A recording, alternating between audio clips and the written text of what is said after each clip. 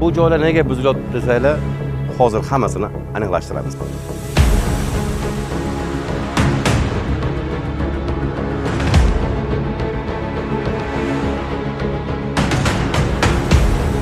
Sud qarori chiqqan, iqtisodiy sud qarori chiqqan buzish uchun. Hozir bu yerda juda ham katta kuchlanish bor. Ovozi ham hatto eshitilib turibdi, g'irrillagan ovozi. Men bilganim Satemov Zokirjon aka yerlari edi. Egallangan huquq noqonuniy yerlari mana har bittasini belgilab qo'ygan.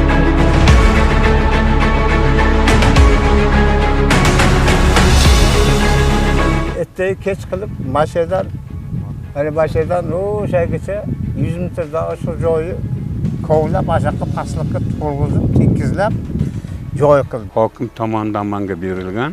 Men fermer bo'lganman. Hokimiyat ham aytganda, "Mal qo'limda asos bor. Bu qurilish qilmay" degan asos bor-da. Bu yerda ishlab yurib, bu joyi o'zicha o'zlashtirishga tushgan ekan. Undan endi men xabarim yo'q. Chunki men ichkarida telefonim bor. O'sha yerda asosan o'sha yerda bo'lganman. Qarorlarda aynan kontur to'lganim kelmadimi? Yo'q, yana aytaman bularni oldida. O'sha qaror bo'yicha orqasida bu kishinikidan 11.70 ko'rsatilgan. Lekin ayni qaysi joydaligi ko'rsatilmagan. Mendan oldin qancha odam yozdig'ini quritgan. Mana qo'limda asos bor. Men uni ham yig'ib yurganman. Tarafda sizlarga e'tiroz bo'lmaydi. Sabab nimaga? Bizga yo'ritib bersizlar-ku. Oka, buni siz kelib turib, "Sen nohaqsan" demisiz.